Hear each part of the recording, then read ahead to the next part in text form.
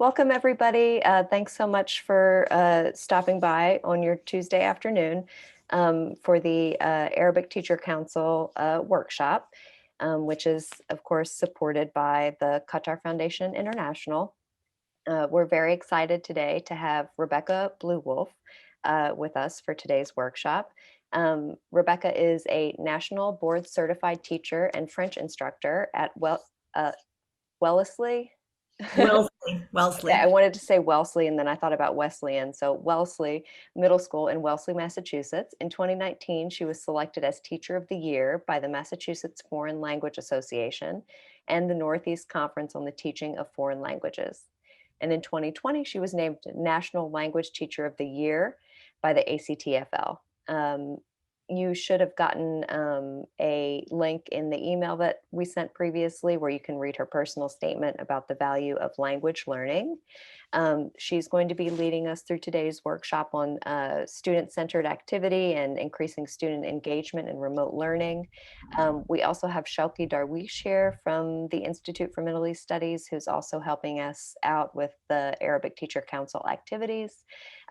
We will have a 5-minute break around 4:10 and several breakout rooms. So if anybody has any questions, please type them into the chat so that we're not breaking up the flow of the presentation. If you need anything, we are recording this and the recording will be available on our website a few days after we finish here today. So I'll go ahead and hand things over to Rebecca, and thanks everyone so much for coming. Thanks, Shayna. Hi, everyone. I don't know about you, but I've had a long day of teaching, and so we're going to try to keep this really interactive.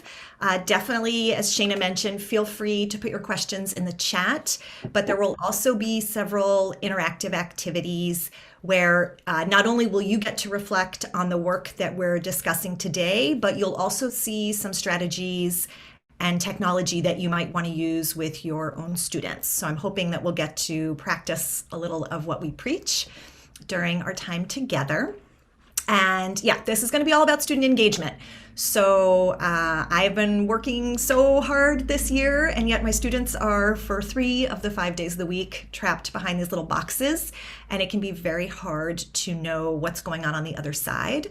So what I really want to dig into today is all the ways that we can hear more from our students, see more from our students' work, really so that we can be the best possible teachers for them. And just so you know, my current setting, I teach middle school French, as Shayna mentioned, and we're in a hybrid situation where students come 2 days a week in cohorts. However, because of my own children's situation, I only go into the building 2 days a week, and I have a proctor in my classroom. So I teach quite a bit on Zoom, but I also teach a couple days concurrent style, where I have students in front of me and then I have another group at the same time on Zoom. So it's kind of all the chaos together. You'll have access to these slides after the presentation, but if you want to reach out to me, I'm quite active on Twitter. I do have a blog with my thematic units, and then you've also got my email address here if there's anything that you want to ask about after our time together. So I have 3 goals for us, and these are really the 3 big pieces of the presentation. This first part is going to be looking at what it means to design a brain-based lesson plan. And I love this one because it's not any more work, but you get a lot more bang for your buck. Next, we're going to look at some specific strategies that have a lot of research behind them in terms of being extremely effective, and thinking about how can we deploy those strategies given our remote and hybrid teaching settings. And then finally, we're going to look at 3 kinds of activities that we do with students, but we're going to group them in terms of whether or not they are considered exercises, activities, and tasks, and thinking about how we can sort of level up what we ask our students to do to make it more communicative and purposeful. So that's the agenda. I'm hoping that sounds good. And let's just jump right in with this brain-based learning. So, the work I'm going to be sharing with you is based on this book by David Souza, How the Brain Learns. And I really want to emphasize I have absolutely no background beyond reading parts of this book on brain research. So, you might know a lot more about the brain than I do. You probably do. And yet, I think there's a couple simple takeaways here that are really important for all of us, whether or not we have a deep understanding of human biology. So basically, the first thing I want to just sort of ask you is, can you just think about if you taught today or if you taught a lesson yesterday, what was sort of the order in which you taught that lesson? And I actually want to invite you to take a minute and really jot down, if there were 3 parts or 5 parts to the lesson, what was the order of events? So let's just take a minute to do that now. Okay, people have their lists. All right, so now just keep that in your back pocket as we dig into this next piece. And what I want to share basically is how information comes into our brains by giving you some analogies. So this first idea is that when our brains are most receptive to new information, we call that prime time 1. And that means that, you can picture the teacher, and this is not always the model I want to use for teaching, but in this instance, if the teacher is pouring new information into the student's brain, it's like we're filling the bucket, and the students are really receptive at the beginning of class, usually, to that information. And then at a certain point, and you probably have experienced this in your own work days, the bucket is full and you really can't take in anything more, okay? So you've kind of reached your capacity. And that's when primetime 1 is over, okay? And you really can't hold any more new information in your brain. You're just kind of done. You're full. And any information that the teacher keeps pouring in at that point is just going to spill over the edges of the bucket or the glass because it's too much. It's too much at once. And I know I certainly have taught lessons where I could almost see the water pouring over because it was just too much information at once for my students. So what really needs to happen in our brain is that there is a moment where the episode of learning kind of comes to an end and that we're able to sort or chunk out everything that we've heard. Like, what just happened? What were the most important pieces of information? And so the way David Souza talks about this, and this is not new research at all, is the primacy recency effect, meaning that we really tend to remember what happens first and what happens last. So if I were to give you a string of numbers right now, you would probably remember the first couple numbers, and you might remember a few at the end. Everything in the middle would sort of be mush. And so if we think about that in terms of the time we spend with our students, we really want to make sure that everything that happens at the beginning and the end of the learning episode is the most important information. Because whatever happens in the middle might sort of fall into that mush and never really get sorted or chunked in such a way that it goes from the student's working memory into their long-term memory. Mm-hmm. So let's take a look, and I am someone who's a little intimidated by numbers, so just take a deep breath if this stresses you out. I'm going to try to talk about it just very slowly and gently. If you look across the bottom, you can see we have a 40-minute lesson, okay? And at the beginning of the lesson, prime time 1, look how high students' retention is. If you're giving over new information, it is sinking in, okay? However, it's only sinking in for maybe 15 minutes.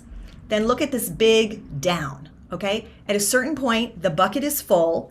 If you continue to give new information, it's just kind of rolling over the edges, and students really aren't able to take in anything more. So the idea here is that we use that opportunity for something that we call practice, okay? And that's kind of downtime. So you've taken in a lot of new information. Now let's stop. Let's process that information. And then there is a way to bring students' attention up again by taking a thoughtful break, so that as we close the lesson, they are again open to new information. However, notice that prime time 2, it's never as good as what you got at the beginning. So the absolute peak for retention of knowledge is at the opening of your session. You definitely get another peak. In the middle, there's going to be that downtime. So knowing that this is what the brain does, we can then be more clever about how we plan our lesson to incorporate that and take advantage of it. Okay, so just take a minute to read through this lesson plan. And then I'd love for you to just maybe share a few reflections in the chat how you think this lesson plan would work given what we now know about how our brains take in information. All right, so I haven't seen any comments in the chat, but if you notice here, this person is starting by taking attendance, checking the homework, going over homework, returning an assessment, and making a reminder about where assessments should be kept. Okay? Now, if you look at numbers 1, 2, 3, 4, 5, and 6, which number do you think requires the most student attention? And if you want to just put the number in the chat, where do you think we want most of our student brain power to go? Is that for 1, 2, 3, 4, 5, 6? All right, so I see a couple votes in the chat for 4. Great. So I agree. I think that introducing the new material is probably going to require the most student attention and brain power, but notice where it's buried in the lesson plan, right? This is probably going to fall in this downtime, right? So if you were to rewrite this lesson plan, you might want to start with number 4. And I just want to own, I am a super linear sequential person. So the idea that if the bell rings and I didn't finish whatever the activity was, that the next day I'm not going to start with the continuation of that activity, that's a little bit of a struggle for me, right? Because I kind of want to finish one thing before I start the next. But I'm finding with my students, I really need to pick what's most important and lead with that. And then there will be another time in the lesson where I will have a moment to take attendance, to collect work, to hand things back if we're in person, to finish that activity from the previous day. And so there are ways for us to order our material that makes it more powerful. All right, so now I just wanted to look here. If you think about how long your classes are, you're going to have to expand or contract this according to the time you have. So if you're teaching a 20-minute class, okay, you get a lot of prime time. 90% of your lesson could be prime time. But I, this year, teach 80-minute classes because we can't have too many transitions because of COVID. I only get 50 minutes of prime time, all right? So there's a lot of time that's lost in downtime if you're teaching longer kind of block style periods. However, there are ways to reset the brain even during a longer class. So you can consider a long class to, for example, be a chunk of 20-minute episodes. So let me show you what I mean. If you look here, here's what I just showed you. The longer class, okay, yes, you get a longer prime time, but you also get a longer downtime, right? So you're kind of losing a lot here. Look how much green there is in that longer lesson. So what we might do is look at our 80-minute lesson, for example, and chunk it. Think about it as 4 20-minute pieces. And if we can have little breaks in between, and we can talk about what makes an appropriate break, we can actually get a lot more of that bucket filling time with our students. So I think given that, I'd really just love for everyone to reflect on, is there a more powerful order for your daily lesson plan? And when I was introduced to these concepts, and I'll admit, I heard it at a summer institute and it was kind of like, and then I heard it the next summer again, and that time it clicked for me. And that was when I started basically reordering all my lesson plans.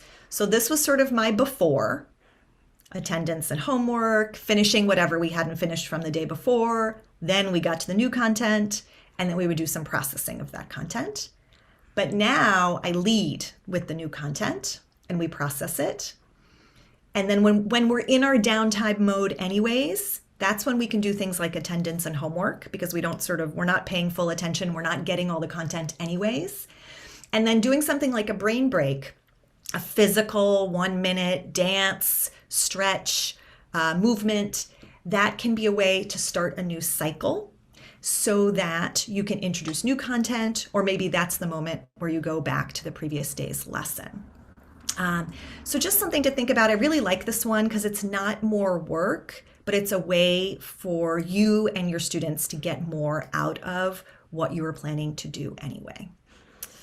And I wanted to just show you, this is a lesson plan. And I think we have a link that we can drop for you in the chat.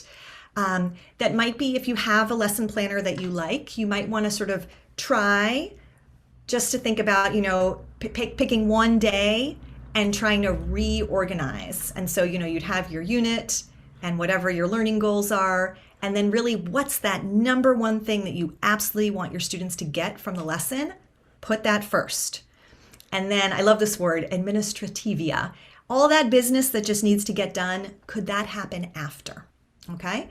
And then intentionally incorporating some sort of a break so that you could reset your cycle. So that's just an invitation to think about lesson planning in a slightly different way. Yes, thank you, Shauki, for getting the template in the chat for everyone. That's been a helpful resource for me. And first of all, just if there's any questions about this, feel free to drop them for me in the chat. Just pause for a minute if people have thoughts.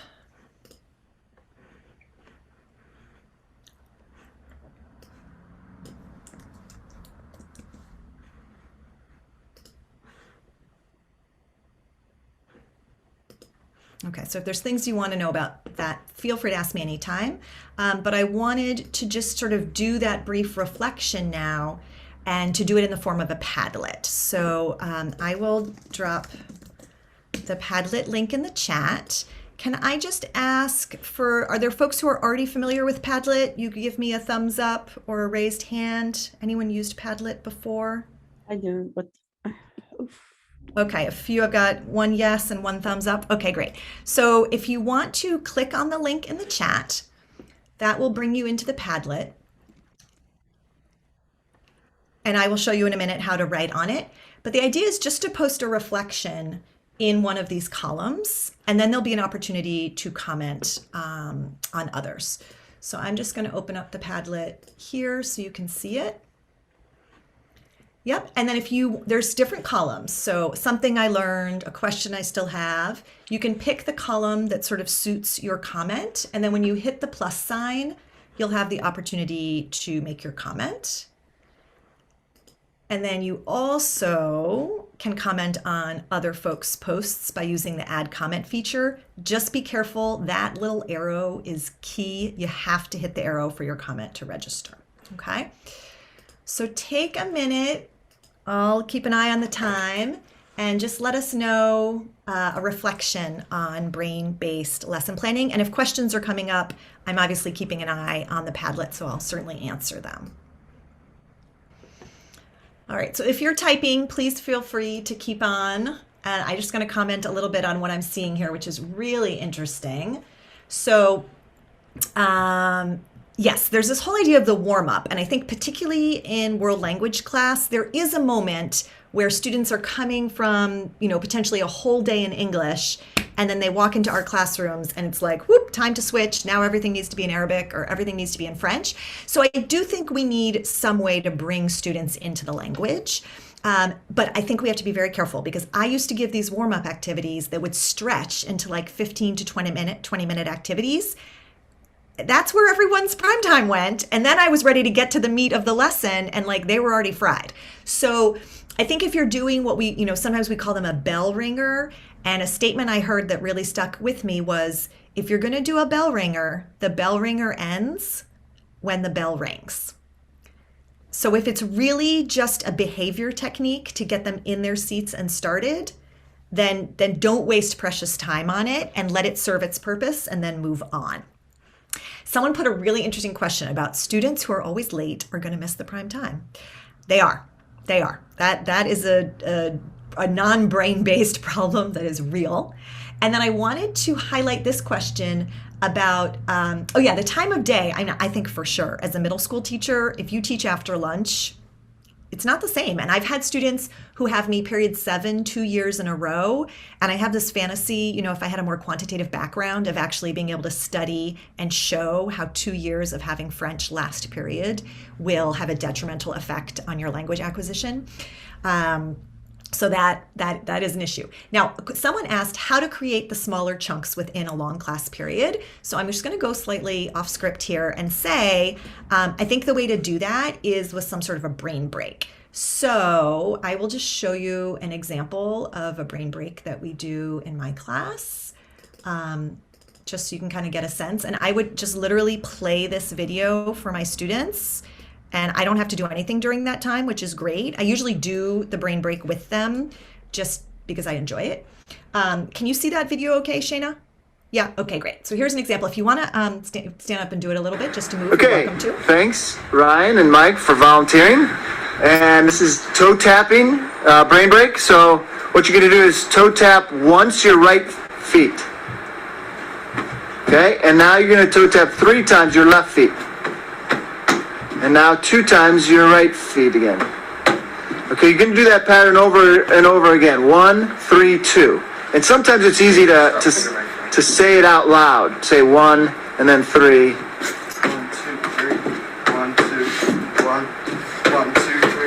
1, 2, 1. And as fast as they can. Well done. Great. All right, everybody stand up and do the toe tapping brain break.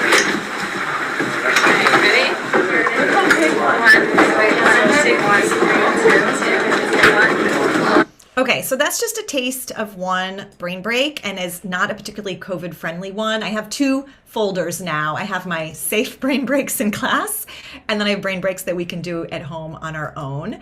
A lot of them do involve this crossing of the body. That is actually very powerful for sort of waking up your brain, doing left, right, crossing activities. And if you follow me on Pinterest, I have a whole board of brain breaks. Most of them are not specific to French.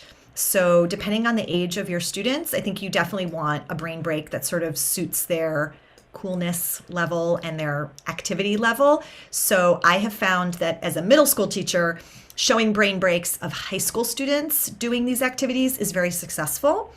I have an amazingly cute series of yoga videos in French, but they show little kids, and I really have to see, some students will not stand for that. It is just too babyish for them. And other students love the idea of sort of being very playful and childlike and doing a yoga video with little kids. So you have to kind of feel your class out. But I think the trick to getting that done for me is I have to have it in my slide deck with a reminder, like, okay, we just did we're in that dip of attention. I want to bring them back for the next cycle, brain break, and then really training your class that that's part of the routine, that it's 1 minute and then you're done, you sit down and we go right back into it. But if you give up that 1 minute to do the brain break, you get like 5 minutes of high quality attention back. So in my mind, it's really worthwhile investment. Okay, so that was why I put that first in the presentation, because that was something I thought would be important to learn, and also to learn it in the way we wanted it, which is learn it first.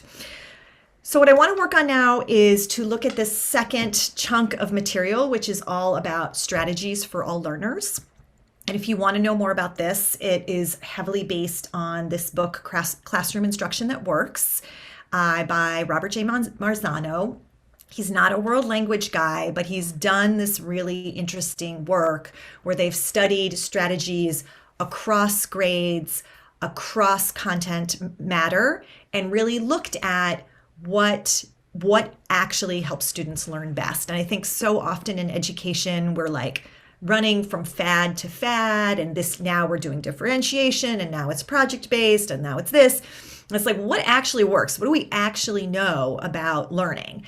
And this guy has like studied 9 things that really work. So what I want to look at here is, I believe we're just going to look at 4 of his strategies. And these are kind of some highlights. And then I'm going to show examples of how I apply them in my middle school French classroom. But I would say I think they're highly adaptable to other settings. So no matter the age of your learner, I think there's a place for this. And what I really appreciate about these strategies, and I'm pretty sure Marzano has no idea that this is the case, is that they actually align very well with a lot of other priorities for world language education these days, like teaching for proficiency and using authentic resources and doing integrated performance assessments. Like, this is all kind of a piece. So let's dive in and take a look at our first strategy, which is identifying similarities and differences. And there's a very particular definition of this that Marzano uses when outlining the strategy. Or let me just go back and note, we're talking about a 45% increase in achievement, which is enormous. And again, what I like about this is it's not doing more, it's just doing something different and then getting a much better yield for that work. So here's what Marzano says, and this is what I mean when I say there's a particular definition that we're looking at. He's talking about giving students explicit guidance in identifying what is same and what is different, and then that's going to help them understand and use the knowledge better. So it's really the teacher has to do some planning and preparation here to think about what exactly am I asking students to look for, and then through that guiding process, students are going to get more out of the lesson. I'm going to show you kind of two different ways of approaching this. The first would be to think about in terms of cultural comparisons. So this is an example from my French 7 class, so novice high target, and we were doing a unit on family, and family is tricky, so we try to spend most of the time on pets, which is usually a happier place for my students. And we did quite a study of a website, a French website where you could adopt a pet. And for each pet, they would give information like its name, where it lives, its personality, its age, its birthday, what kind of a dog it is, its personality. And so students got familiar with the website. The French is highly repetitive. Every pet has the same layout, so the kids got familiar with how to read it. And then I asked them to kind of in-depth study one animal from that site and then compare it to their own pet if they had one, or if they didn't, two pets from the website in comparison to one another. So what you see here is what's called a double bubble thinking map. And I like this quite a bit more than a traditional Venn diagram. If you're familiar with the Venn, it's like, the two circles, and then the middle is always too small. You can never kind of squish everything you want in there. And for kids who have handwriting issues, any sort of organization issue, it can be really kind of a nightmare. So the double bubble, the way it works is first you do the writing and then you draw the circles, or you can use an app. At our school, we're 1-to-1, and all the students have this app called Padlet. There's another one that's virtually identical that's called Inspiration. And you just click to set up the bubbles, which is a really nice, clean, easy setup. And then what's nice here is that not only students are comparing these, two examples from the two cultures, but they're getting practice with both the third person singular and the third person plural, because just like in the Venn diagram where the overlapping circle is in the middle, for the double bubble, everything that these two pets have in common goes here. Everything that's unique to Diego, the French dog on the left, is over here, and everything that's unique to Doodles in Wellesley is over here. So this is kind of a high interest topic. It's very visual, and creating this is not just an end unto itself, but really it is a way for then students can use this as a springboard for a conversation. So now you're going to go interview a classmate about the pet that they looked up, and you're going to try to figure out what those two pets have in common. So again, it's a very structured way to say what's the same and what's different. And it's creating a document that, for example, might be a support for a subsequent writing task. And it is a nice way. I think if you're going to create this with novice learners, I would definitely provide a model where you have a sentence or whatever you expect in terms of language in each of the three categories, so that students see, oh, it's supposed to be full sentences. Oh, it needs to be at least a phrase. You really want to model for students the kind of language that you expect so that you get a good product. So this is a cultural comparison example, but you could also think about similarities and differences in terms of linguistic comparisons. So something that I work on with my 8th graders, which is an intermediate low target in French, is how we have adjectival agreement in French, and we need to pay attention when we're writing adjectives. Are they masculine? Are they feminine? Are they singular? Are they plural? And so here I had taken a bunch of tweets, which are a wonderful authentic resource if you're looking for words being used kind of out in the real world. And I jumbled them all together. And then students had this sorting board, and you'll see how this works a little later on with Jamboard today. And I just asked them, can you group each each example, each adjective, by whether it's masculine, feminine, singular, or plural. So students were just kind of pulling them across the board. And I'm finding this to be a very nice replacement for all the kind of hands-on tactile work that we used to do in my physical classroom, because it has that visual movement aspect to it, even though it is still on the screen. And then once students have done the sorting, they might be able to notice some patterns, which we could track as a class. So we might then say, okay, what are we noticing? Okay, there's this whole group of adjectives that follow the normal pattern. We're adding the E to make them feminine.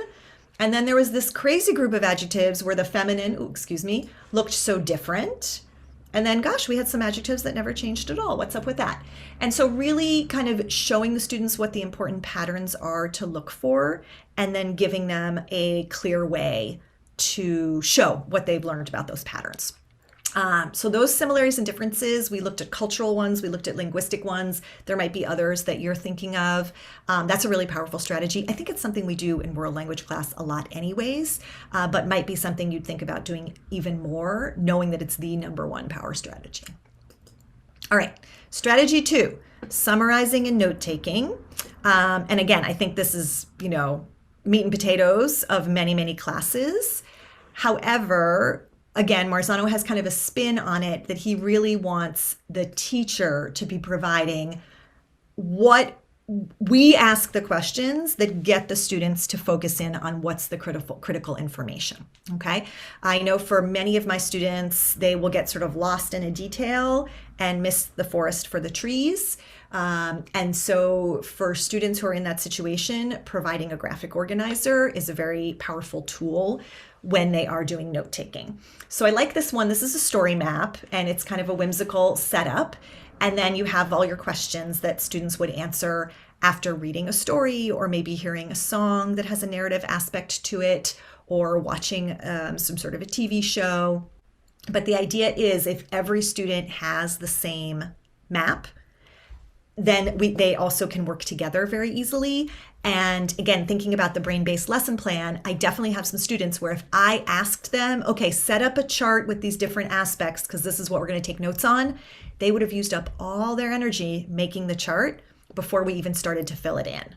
And so here the idea is like, let's give them the schema and direct their attention in particular ways. For some students, that's going to be the only way they're going to enter into the activity. For other students, it wouldn't be hard to create that schema at all. But then, if I'm someone who has a really hard time with this, and for Shayna, it's a piece of cake, once I've filled this out, I can turn to Shayna and say, okay, who are the characters in the story? And she and I both have that box and know that we're responsible for that information because our teacher's telling us that it's important. So something to think about, I think, when we want students taking notes, we want them to summarize. We can sort of help students with executive function issues and working memory issues by providing the structure. And then again, this document, once filled out, can be a very powerful support for a speaking task. Now you're going to talk to someone else and tell them about this story because maybe half the class read one story and half the class read the other.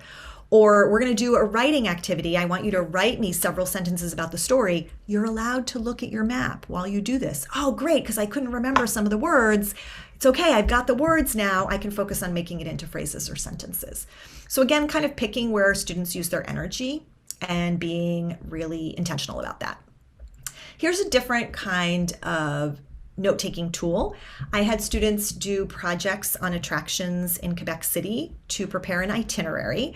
And I asked them, I used to have it where like one kid would get up in front of the whole class and the rest of the class would watch them present. And the kid who was presenting was always super stressed out because they were looking at 25 other students. And then I was working so hard to keep those 25 students quiet and making it look like they were paying attention, which was kind of dicey. And then I realized, okay, this is like a terrible setup. And so I started doing small groups instead.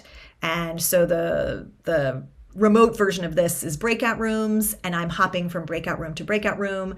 The physical version of this is I've got my clipboard and I'm wandering around the room as maybe 3 or 4 groups of 6 students present in small groups. And so the way I keep students engaged when one student is presenting is by really telling them, what am I listening for? What matters here? and I give them these topics, what's the name of the attraction? What is it? Where is it? So they're listening, but if they get to the end, and Shauki is presented and I know I missed something, I've got all the questions here in French and I can just ask him, oh, when is it that I can visit this attraction? And I put them here in French because I really want the students to stay in the target language. And I found that when the headings were either just phrases or English words, the students would just say the phrase instead of the full question, or they would say the word in English. So by giving them the whole question in French, they're getting some practice and they're also staying in the language. And then once they've got this filled out, then we might do an interpersonal speaking assessment where as a group, we try to think of what's the best attraction for our class to visit. And you can use your notes. Or maybe you're going to have to write, compare two attractions and say which one is better and why. You can use your notes. So I think it's important also when we have the kids taking notes that they understand that it serves some sort of a purpose. And it's not just us like, oh, I just want you to be quiet while people are speaking, that kind of thing. Okay, so that was summarizing and note-taking. Any questions that are coming up for folks at this time? Feel free to drop me a question in the chat. You guys can also raise your hands using the reactions button at the bottom right, and I'll unmute you. Great, thank you. Yeah, and this is a great question. Someone asked about prime time and students' age. So what I have heard is that no prime time learning section should be more minutes than the student's age. So I teach 12-year-olds. Maximum prime time for me is 12 minutes. Okay, if you teach 18-year-olds, you could go to 18 minutes. I'm 46, don't go to 46. That's too long. I think when you get to 20, you stop, just for everybody's humanity, okay? But the younger students are gonna have a shorter prime time. You're gonna need more brain breaks. With my 80-minute sessions, I do a 15-minute walk in the middle of class and a brain break in the middle of the first chunk and a brain break in the middle of the second chunk. And that's about enough for the sixth graders. All right, I don't see any other questions now, but here. Yes, so for the note-taking, and I love this question about non-Roman languages, you might think about like a visual note-taking. For example, maybe, let me just go back to the table, maybe there are choices. So when this says like, what is it? A museum, a park, a church. Maybe here you've got pictures, and they're labeled, and the student's job is simply to circle which type of activity it is. So you're providing the language, you're heavily scaffolding the meaning of those words with visuals, and the students aren't producing the language, but they're showing you they understand by what they circle, what they highlight. And so I think that's the key. And then that brings in so much literacy, because in order to take the notes, they've got to look at the pictures, match them to words, and make choices. Even for French, with my beginners, we do a lot of things like I'm showing them a schedule, and I want them, a student schedule for a day of typical classes in France, and I'm just asking, which ones are in the morning, which ones are the afternoon, and they're just checking off morning or afternoon. So all they're making is check marks, but there's still a lot of language happening in order for them to interpret that. So thank you for that question. Okay, we've got 2 more strategies in the Marzano group, and then we're going to take our break. This next one is less about teaching the content and more about sort of getting in our learners' heads and trying to build motivation for them. So Marzano calls it reinforcing effort and providing recognition. 29% increase in achievement. So again, very powerful strategy. And what I like about this one is it's really getting the kids to sort of put themselves in our brains and look at their work from an outside perspective so that they become more independent and they can kind of do the teacher work themselves, which is really how they become more independent learners ultimately. So let's take a look at this. If you're familiar with the work of Carol Dweck, she talks a lot about growth mindset. You're not born smart, you get smart. And it is, in some schools, this is kind of the center of how we talk to kids about learning. This is a very important value at my middle school. I think so often students who are learning a language for the first time might see themselves as like, oh, I'm like a terrible Arabic student. Like, I'm just not someone who can get this.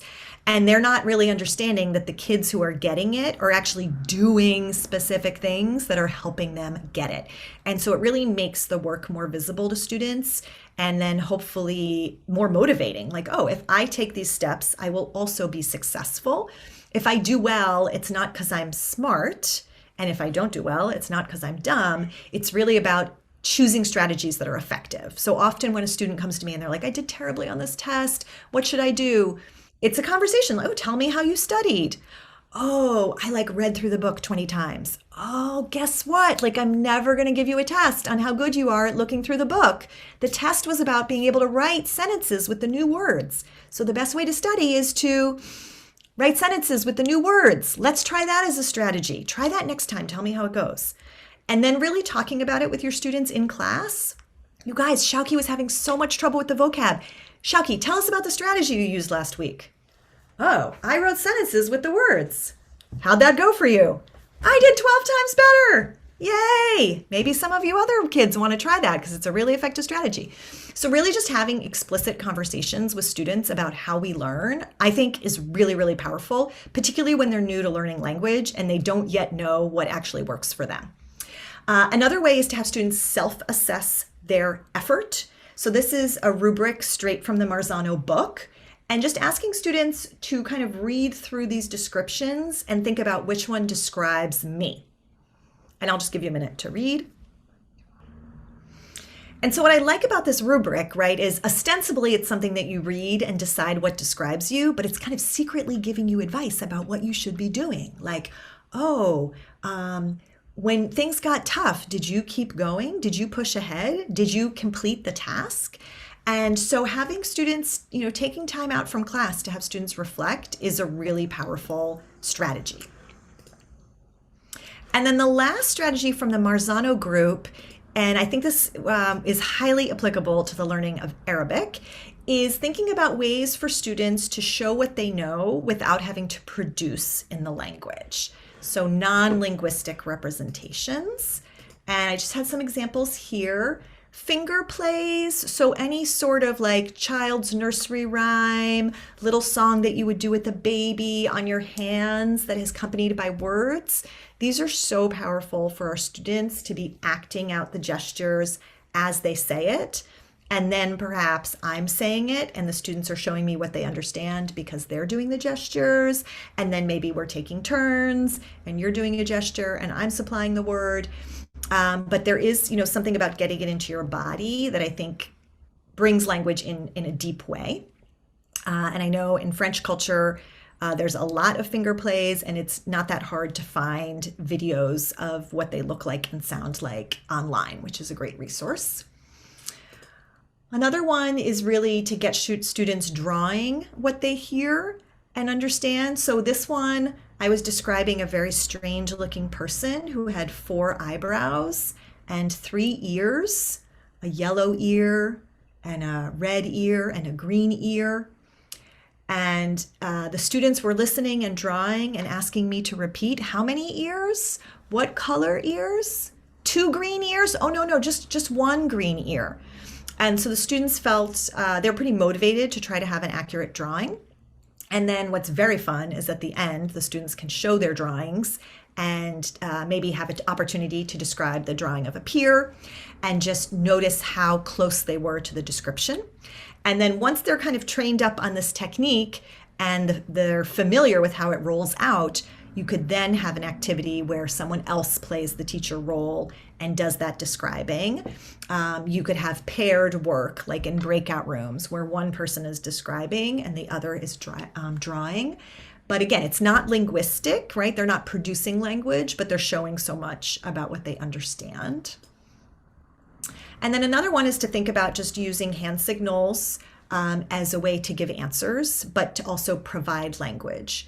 So here I was surveying the students about sort of their family's eating habits, and they were just, they had their Zoom cameras on and they're showing their answers. And it's a way to get them reading more in French and then to get their bodies moving with the answers. Another one for students who are a little younger and have a lot of energy is to show your answer by doing an exercise, and that exercise is represented by a little GIF. So the question was, when do you play video games? And if your answer is in spring, then you need to be doing this activity, okay? Whereas you don't play video games, you're doing this movement. And you actually end up having to do the movement for quite some time while your slow teacher looks around all the Zoom boxes and kind of comments, which for some students is a really, really healthy way to sort of approach the online learning. So you might think about having some slides that have some built-in movements as a way for students to respond to input and show you what they're understanding. So we looked at similarities and differences. We looked at summarizing and note-taking. We talked about effort. And that was non-linguistic representations. And I just wanted to mention, for those of you who, I don't know, might want to share this information with someone else or who's not here, I did write an article about these strategies, and it was in the Language Educator, which is ACTFL's kind of less academic publication. So we'll link to the article in the chat. It's free online. And that might be something if you want to share with people in your department, or you just want like a little refresh. Let me ask if there's any questions that are coming up for folks about the strategies. There was one question, Rebecca. Okay. Yeah. The question is, does prime time just include new materials, or can it include some connections with students' background knowledge or previous material that leads to understanding the new material? Right. So that's a great question. And for sure, you know, sometimes we're trying to work with some new content and we need days and days to cover it, right? So that sometimes if I'm teaching the 6th grade, 12 minutes is not enough, right? So we might do one chunk of it one day, and then the next day we're doing something where they have some knowledge and we're adding to it. I think as long as you feel it's the most important material of the day, then that belongs in prime time. One thing that I got for advice that I really liked is when I'm writing my lesson can-dos, I shouldn't have the same can-do for, let's say, all 3 of those days where I'm teaching this extended concept. I really want to try to think of, for each day, what's different. So maybe day 1 is I can recognize free time activities, and day 2 is I can list free time activities. And day 3 is I can ask and answer questions about free time activities. And even though it's kind of all part of one larger goal, that there is, I'm being very intentional about what the little baby steps are to get there. And each day, a different part of the free time activities is going to be what's in the prime time. And then probably whatever we did the day before would be part of that downtime piece. So it's always evolving. All right, so what I'd like to do now is actually get us into breakout rooms and let us start thinking together about how we could use some of these strategies. So what we're going to do is we're going to work in 4 breakout rooms, and we're going to be tracking our work in a Google slideshow. So I'm just going to show you the slideshow and also drop the link in the chat for you so that you'll have it. And I'll just say this is like my favorite strategy for when my students go into breakout rooms. How do I know what's going on? And how do I know what help they might need? Okay, great, thanks. Shauki put it in the chat for us. So in a minute, you're gonna be in a breakout room. And it's important that you open the slideshow before you go, okay? Because you won't be able to find the link once you're in your breakout room. In your breakout room, you can read these instructions, and I will show them to you now. First of all, if you're in breakout room 1, you are only editing the slide for breakout room 1, okay? So you don't want to mess up anyone else's work. You can start by introducing yourselves in the group, real brief, and then just notice what breakout room number you are with, like, oh, I'm in breakout room 4, okay? And then you want to work together and think about a task that would suit your assigned strategy. So for example, if you're in breakout room 2, you're in the summarizing and note-taking group. What do you think would be an activity you might want to try in your classroom that is with summarizing and note-taking, okay? So you're just going to add that to the slide. And if you have any links to materials that you want to share, everyone will be able to see this when we're done. So it can be kind of a nice way for us to share with one another, okay? So let's see.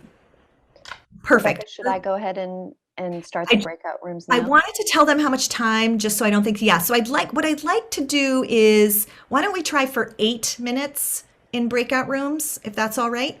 So just so you know how much time you have. So the intro needs to be brief, and Shayna, Shauki, and I will be moseying around to help and answer questions. If you get stuck, you can call us to your breakout room, I believe, if you need help.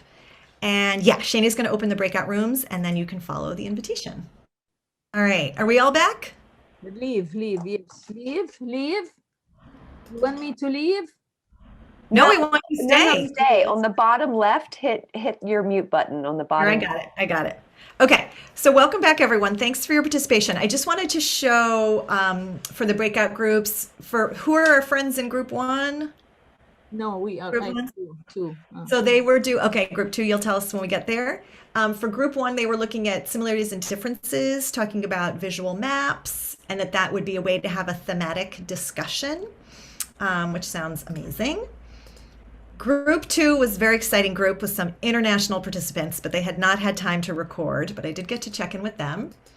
And group 3, we talked a little bit. I think it didn't make it down into paper.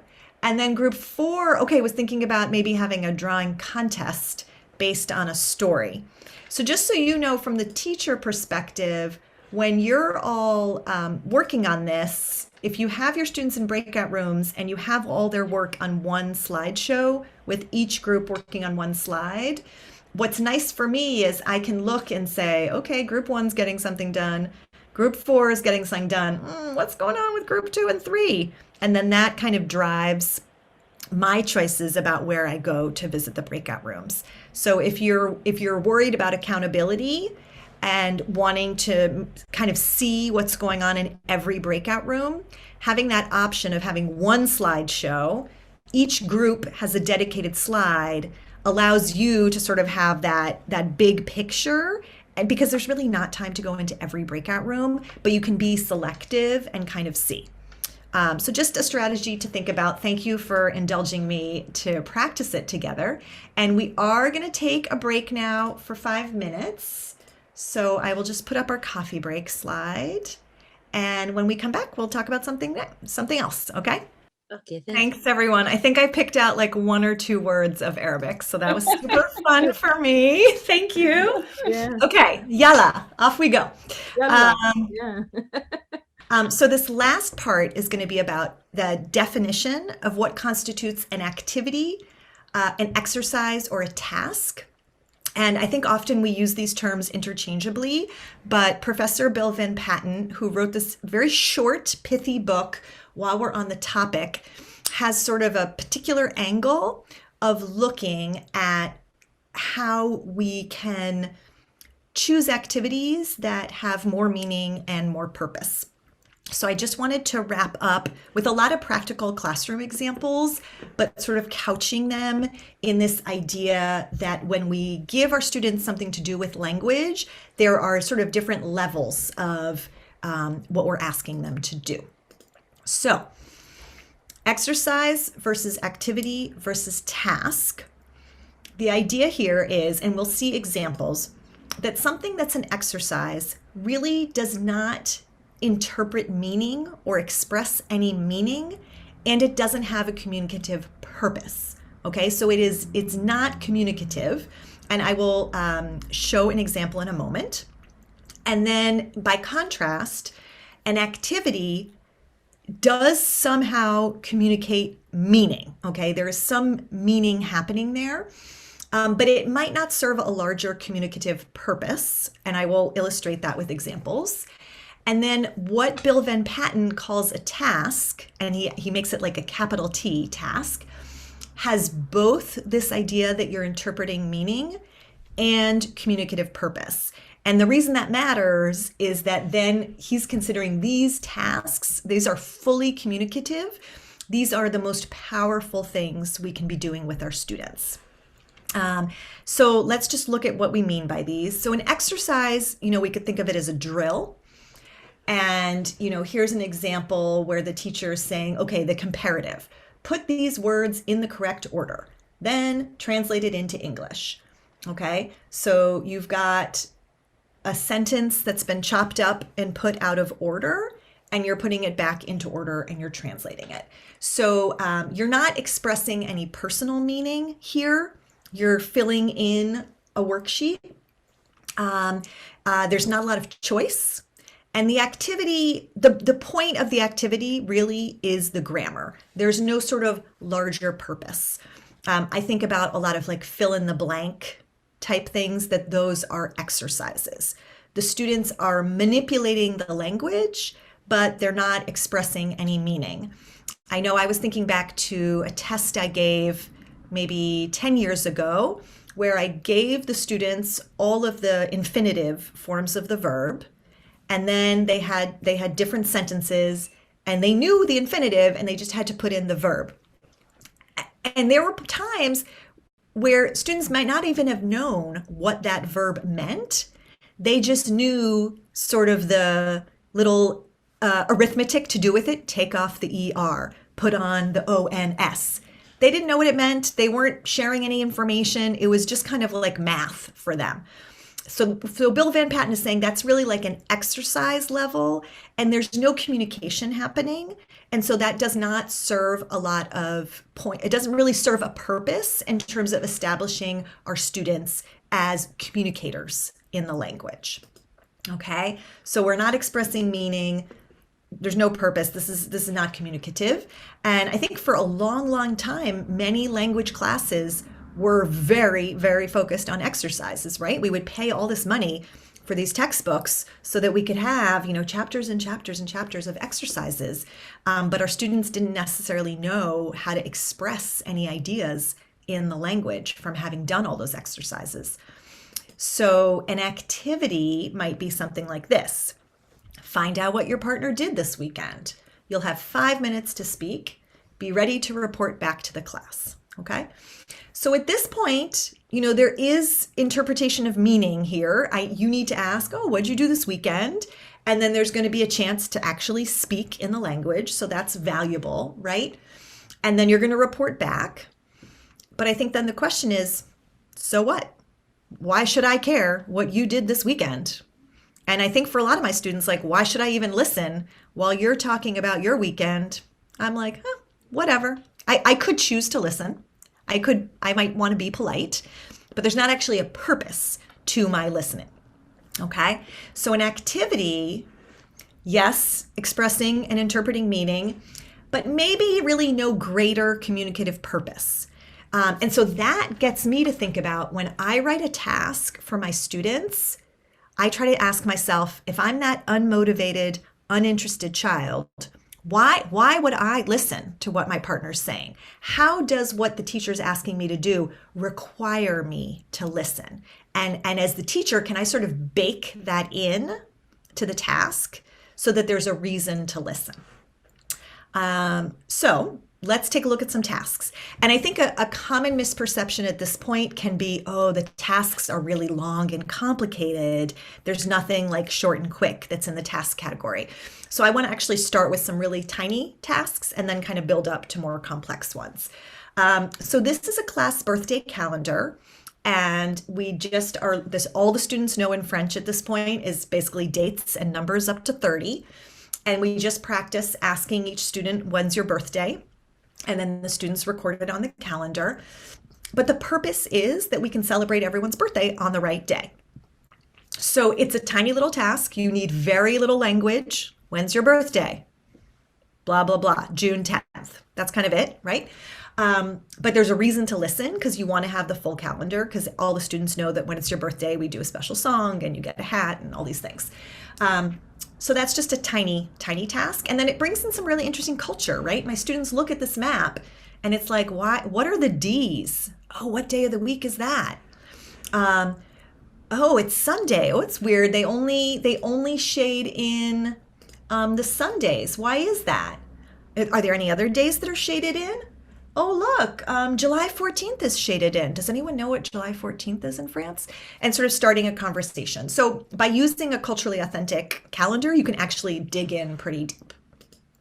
So there's purpose of meaning, there's expression and interpretation of meaning, and there's a communicative purpose. So that's what we would call a task.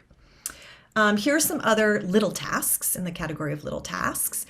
This one is just when my students get to class. You know, we talked about having a bell ringer or a starter activity, but that's like really short. This one, and I think this works well with languages where the students are going to, you know, non-Roman like alphabet, where they're not as going to have as much vocabulary or as many cognates. So this is just, what are your priorities for Thanksgiving? And there are 5 emojis, and the students just answer in the numbers. So my Thanksgiving priorities are 2, and then 5, and then 4. I might not know that this is the word for pie. I might not recognize this word for gratitude. I probably do. That doesn't matter. And then once there are several comments in the chat, find a classmate whose priorities are similar to yours. So this is the part where it's like, why do I care what someone else wrote in the chat? Oh, because I have to find someone else who also wrote 254. And then what do I do with that? I say, why am I like that person? Which also builds community. Oh, now I feel a bond with my student Jess because she's a huge dessert freak also, right? So it's a tiny little task, but there is interpretation of meaning and there is communicative purpose and not a lot of language. So I think this one would work, you know, perfectly well in Arabic. All right, here things get a little more complicated.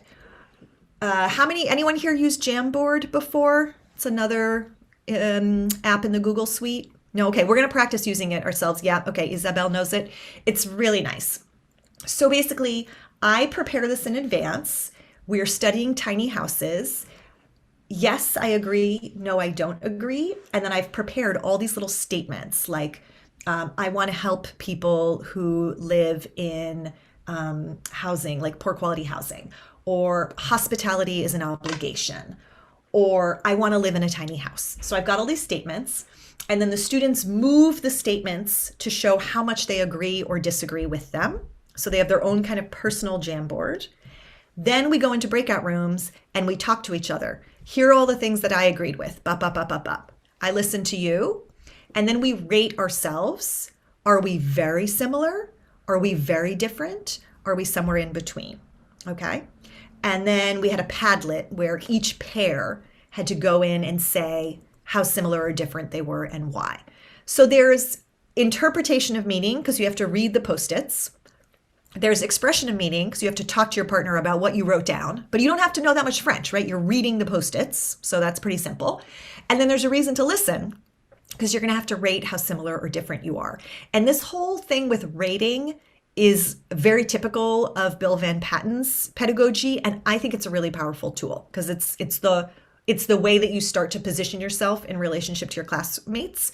It's a way to build relationships and see who's like you and who's not like you. And then it gives you a reason to listen because you have to say how similar or different you are. Okay, this is a different example. Here, students have been studying breakfasts in different culture and what people eat. And then they're going to have a group conversation in the target language. And they're going to get an assigned role, which they don't know in advance. So this is what keeps it truly interpersonal because it's spontaneous speaking. And so the day of, you might find out that you're Canadian or that you're French or that you're vegetarian, which means when I ask, what do you eat for breakfast? Your answer might be very different, right? It might be that you eat fried potatoes or that you eat baguette. It's going to depend. And so that adds just enough, I think, of a surprise element that it does become truly interpersonal. At the same time, it's not a totally unknown conversation where you have no idea what to prepare, right? There's certain phrases that you're going to really know and need to know in order to have this conversation. And then I'm also here encouraging students, like, take notes as you're listening, because there's going to be a chance to give advice like, oh, you're feeling really tired. Maybe you shouldn't just eat bread for breakfast every day. Maybe you should eat some protein for breakfast, right? So again, there's a reason to listen.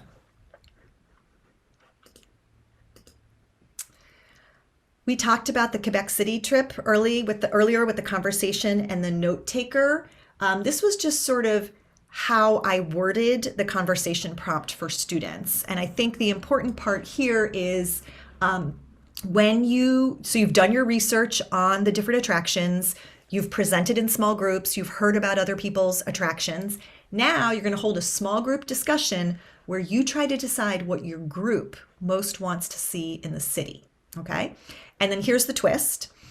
You're going to be assigned a traveler profile, and group members are going to pitch you the best attractions. So maybe my profile is I will only go places on foot, and I love history.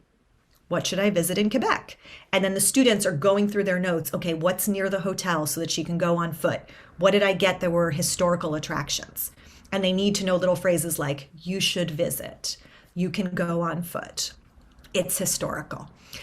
So again, that twist of I don't know which profile I'm going to get that day. Maybe I'm going to get you love public transportation and you love art, means that there's some spontaneity, but it's managed, right? It's not chaos.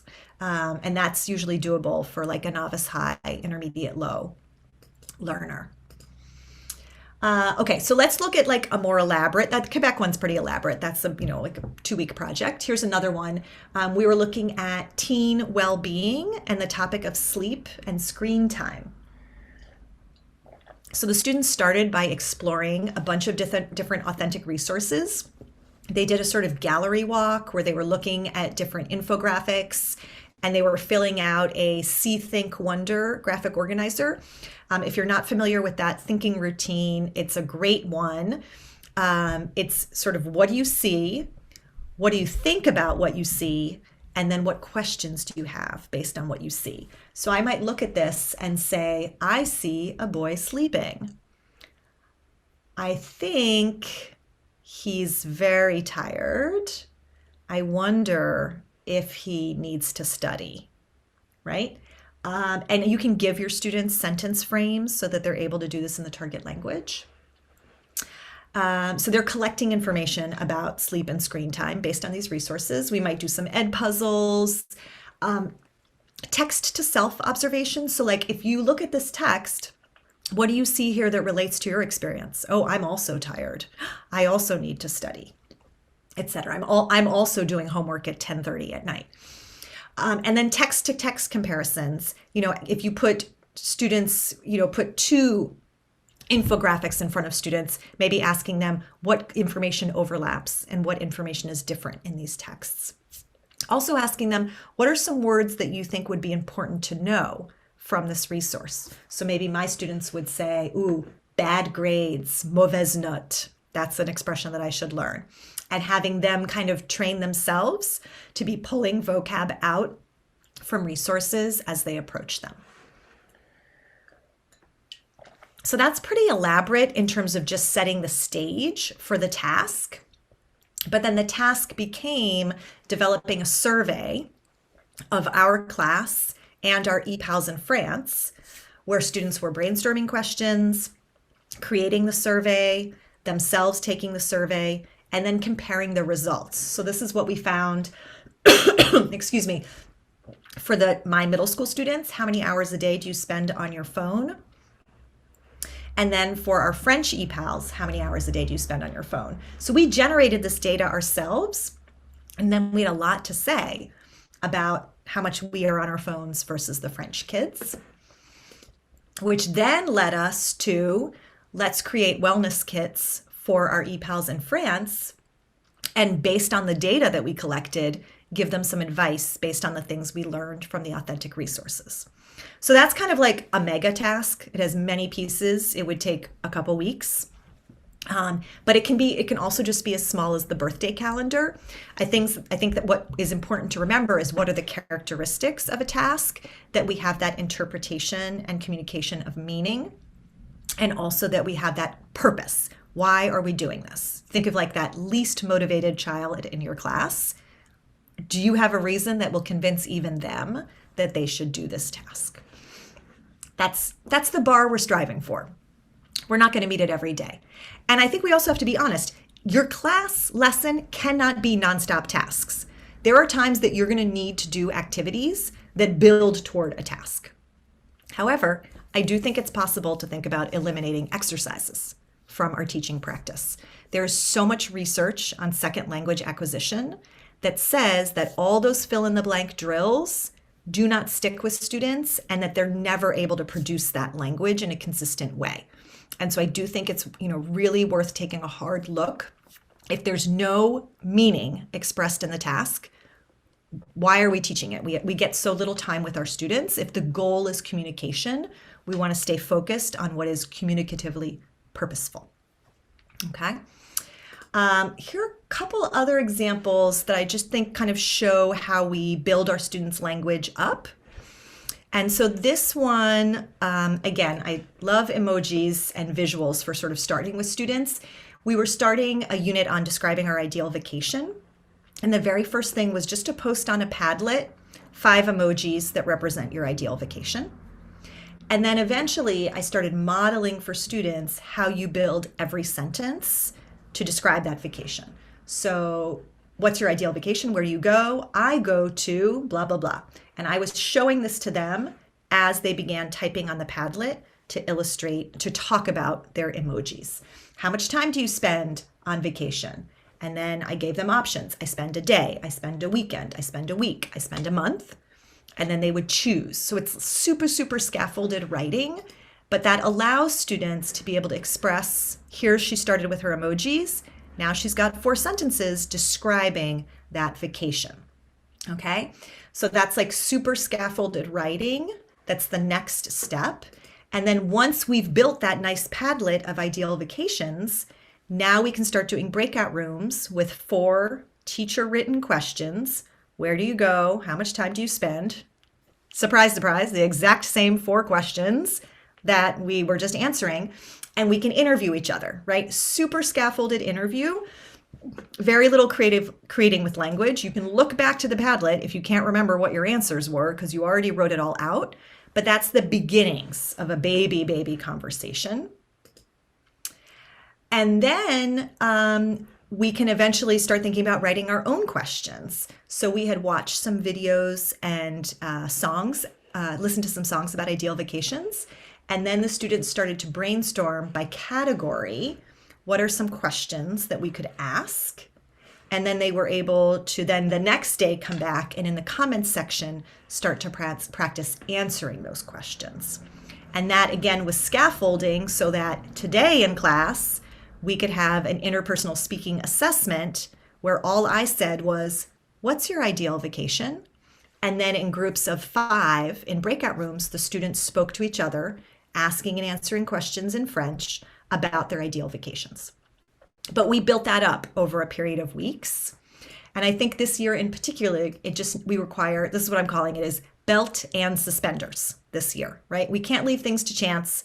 It's such a chaotic year for our students. We really want to provide all the support to keep the pants up as possible. So we want to help them as every way we can.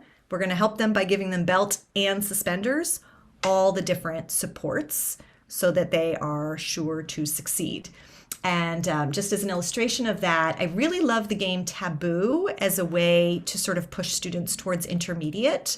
I don't know, anyone play Taboo with their students? Okay, so the idea is basically it's a game of circumlocution. Can you get other students to say the word that you're thinking of by describing that word to them without saying the word? Okay, so I started this on a Padlet, like pretty much everything, and I wrote some models. First here I gave them sentence starters. So if you're describing a place, if you're describing an object, for example, if you're describing a place, you might say, it's a place where you. Or if it's an object, it's a thing that you. Or it's the thing that our character that we've been studying, Ilona, eats, wears, looks at. It's a form of transportation that. So really thinking about what's the language the students are going to need in order to be successful. And then giving a couple examples. It's a description of the boy that Ilona prefers. He is not skinny. I'm trying to get them to say chubby. Okay. And then again, belt and suspenders. Here are all the words that we learned in the song. Okay. So then I'm inviting them. Now I want you go to the Padlet, pick one of these words, use these sentence starters, and write a taboo clue for the class. Okay. And then once those are written, the next day we can do our guessing game. So someone wrote, it's hot and yellow. You look at it during the day. The sun. or 2 days after Friday, the weekend. All right, that's cultural, right? That's the American weekend. Today, his name is February. It has 28 days. A month. So that whole circumlocution activity is just another way for kids to get comfortable with language, with creating with language. And at the same time, of course, it's just reinforcing the vocab because the whole game is to get more familiar with the words. So if you have students who are sort of on that novice intermediate cusp, that's like a fun task that involves a lot of language production. Okay. So that was a lot on tasks. I wanted to give us a minute to reflect, and maybe I should stop even before we do that and say, are there any questions about tasks? Let me pop in the chat. I haven't been looking. Okay, so we had, can we call a task a real life situation? Yes, so I think most real life situations are tasks. However, we have to think about, is there interpretation of meaning? Is there expression of meaning? Is there communicative purpose? And as long as we're answering those, then yes, I think there's a lot of overlap with real life situations. Other questions that folks have about tasks?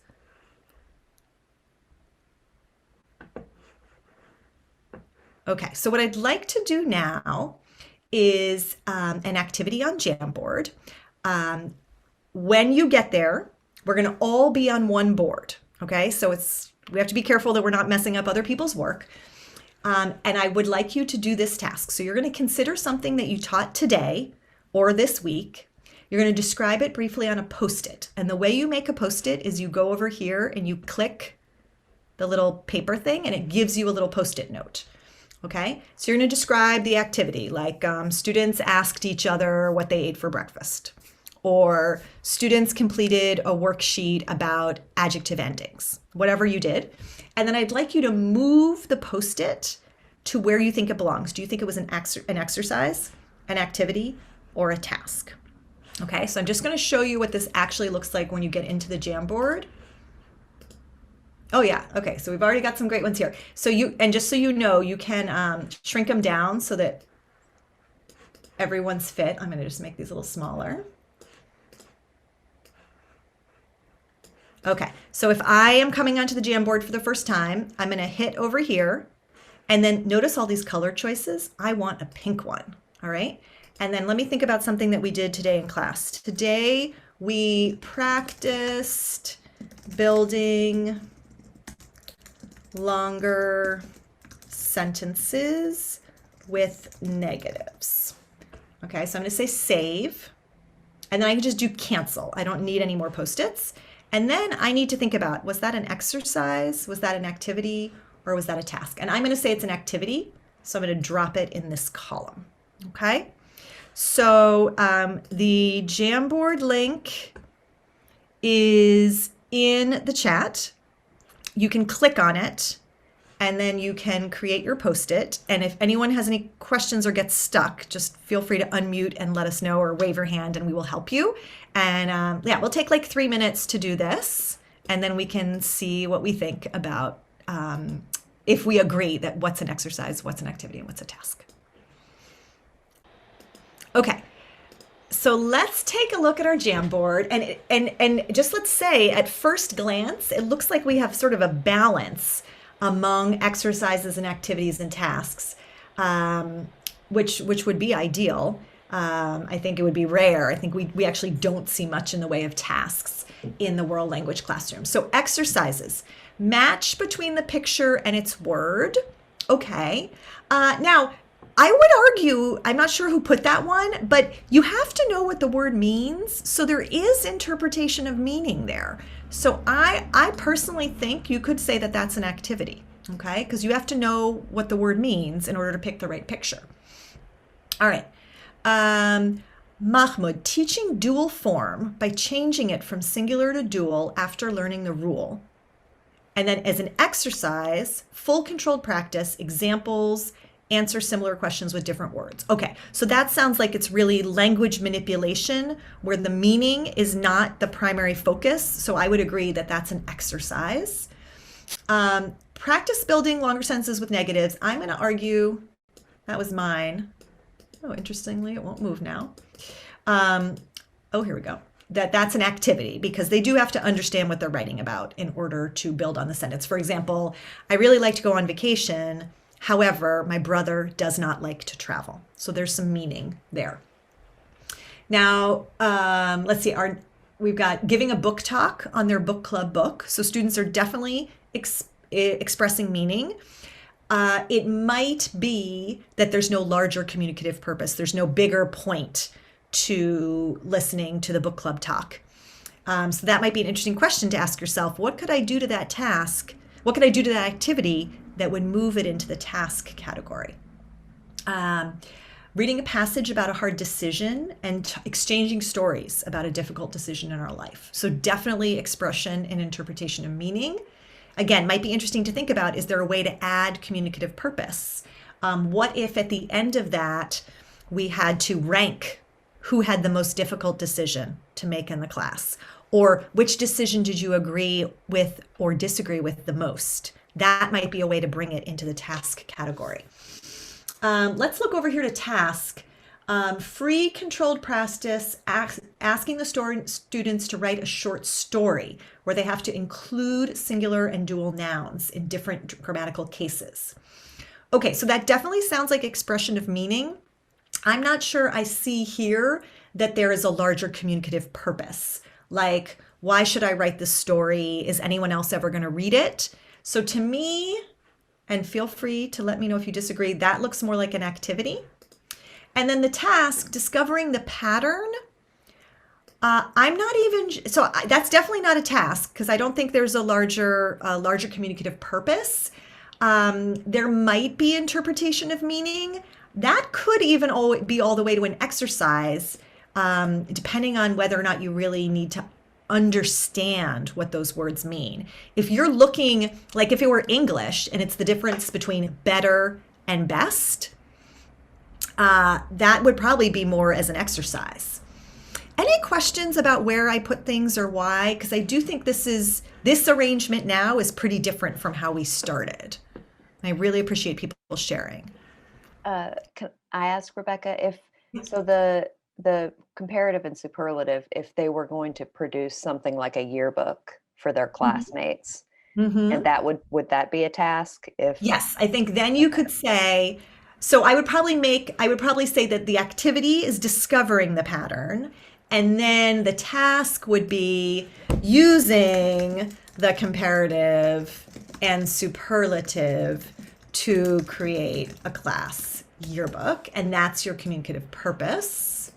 And then it's sort of what I was saying before, like it's not that we want to ban activities from our class, and there's a lot of tasks that require activities in order to build up to them. Something to ponder. I found that knowing these 3 words kind of gave me a new lens to look at my teaching, and that there were very small changes I could make that would greatly change the communicative purpose of what I was doing. Okay, Ms. Rebecca. Yes. What about the story that I wrote, like the activity for the story? Yes. What if I changed it into an email to write an email to a friend? Okay. Yeah, talking about his day and use singular and dual in his email. Right. So will this make sense? So my sense is, from the way this is written, that your real goal is to teach the singular and the dual forms. Yeah. The goal is not communication. So I think then you're at best in the activity category, and then maybe eventually that would lead to a task once you're sort of done with the students being able to, the basics of how that works in the language. But I think when we devise a task that's the primary goal is a grammar outcome, rarely are we in the interpretation of meaning, communication of meaning, and this bigger piece about sort of it having a communicative purpose. If you said, we're getting new EPALs in Lebanon and we need to prepare to write to them, they really want to know what it's like to live with COVID in the US. What are some structures that you're going to need in order to communicate to them? Then I think you've started with your communicative purpose, and you're going to choose vocabulary and grammar in order to meet the purpose. But that's a different starting point. Do you know what I'm saying? Yeah, yeah. Yeah. Okay. Yeah. Thanks for asking that. Okay. So at this point, we just have like less than 10 minutes left, and I'm really open to sort of any sort of question. Just to refresh, we started with brain-based learning and thinking about prime time. Then we went into our Marzano strategies and thought about what are the most effective strategies across the board for teaching. And then we just did this piece on Bill Van Patten's definition of exercise, activity, and task. So anything that you want to ask, I am here and happy to hear.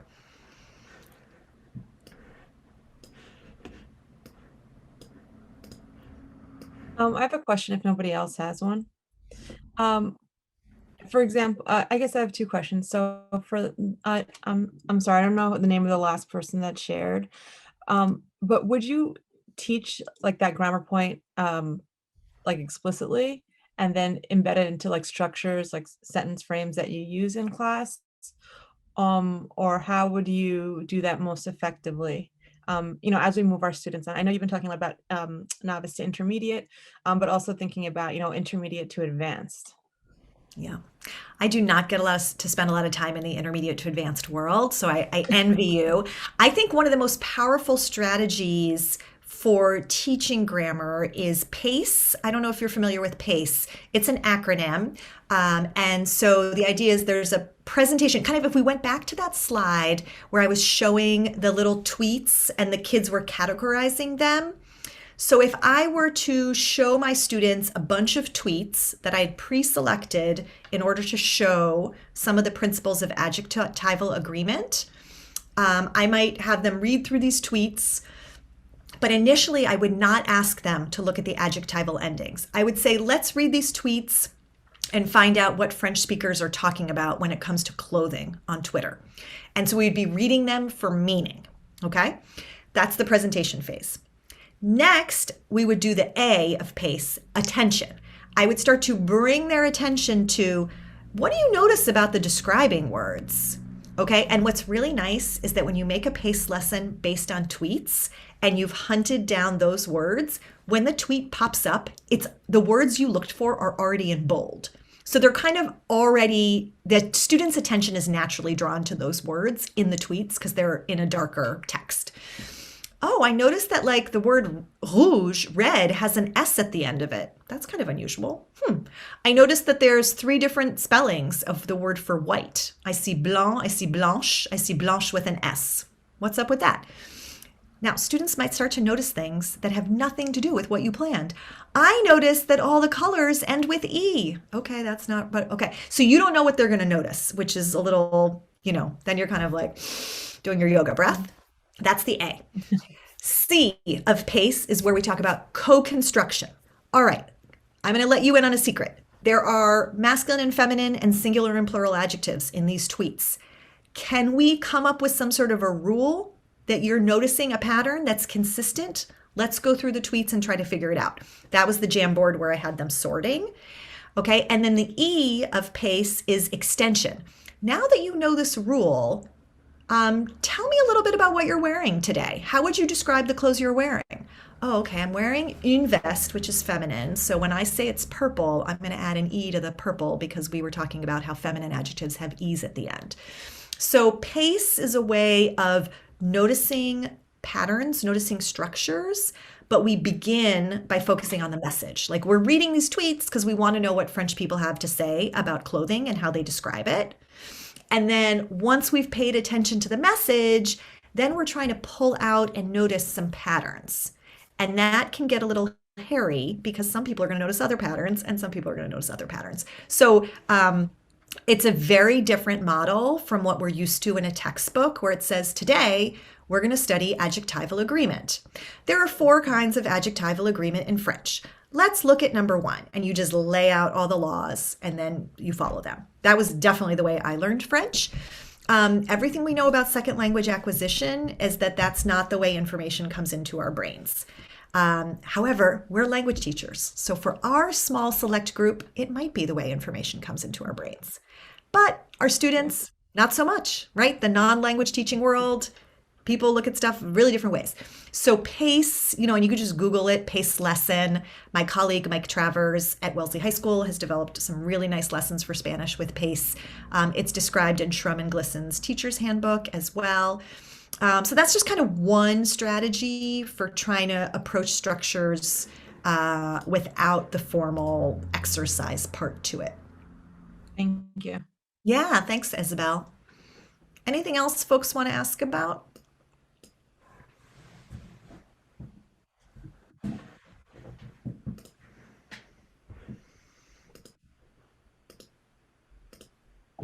I mean, again, I'm not even a language teacher, but this is fascinating, so I'm going to ask anyway.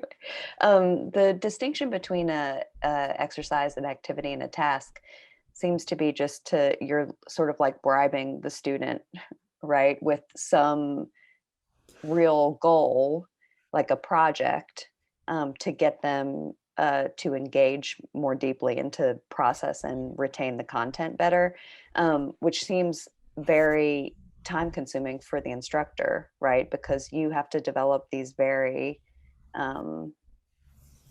sort of sophisticated projects that you want them to contribute to over a long period in order to motivate them to learn the grammar and all of this stuff. So do you have recommendations for how to make that process easier on the teacher? Sure. So I think there's kind of two things there. The first one is I showed you some examples here of tasks that are also examples of project-based learning, and that is a very intensive, complicated kind of unit to plan. Something like, here are 5 emojis about Thanksgiving. What's your order of priority? And then find someone in the class. That's like a tiny task. That doesn't take any extra planning. So that's kind of my first take. And the other one is, I don't think it's necessarily to bribe students for engagement as much as it is to prime their brains to be receptive. So like Bill Van Patten has a very particular view of language acquisition.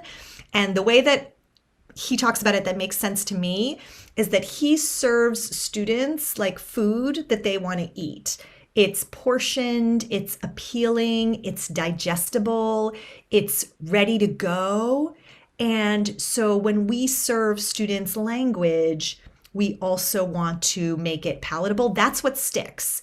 If we serve students verb conjugation charts, they're not going to eat, right? So I think we're trying to think about, the word that we use in language acquisition is input. What is it that in the message that's intrinsically interesting such that the brain is going to hold on to it? And some people love language patterns, and that is really interesting to us. But we teach a lot of non-language students who really just want to know how to communicate, and the patterns are not so interesting.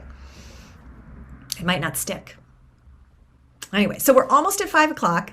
I really appreciate the questions and the conversation. If you have things that come up later, and I love, Shana, that you put a link from Joshua Cabral, World Language Classroom, about the PACE model. My very first job teaching in the United States, I was an intern on Cape Cod with Joshua Cabral. So we have sort of grown up in our teaching careers together, but he definitely would be a good reference for PACE. But if people have questions afterwards, don't hesitate to reach out. I'd be happy to send resources or whatever I could do. Yeah, thanks for having me, Shana. Thank you. The recording, once it's edited, will be up on the Institute for Middle East Studies website. And I'll also have a copy of the text chat, which will circulate to everyone who RSVP'd. So all of those links and those materials will be in that as well, and everyone will get copies of those. So thank you all so much. Thank you so much, Rebecca. This is really fascinating. And I'll let you go, of course, Rebecca. But if I realized a couple of you were talking, having conversations, hadn't seen each other for a while, I can hand over the event to you, and you guys can talk. But I am going to stop the recording now. So thank you, everyone. Thanks so much. Bye.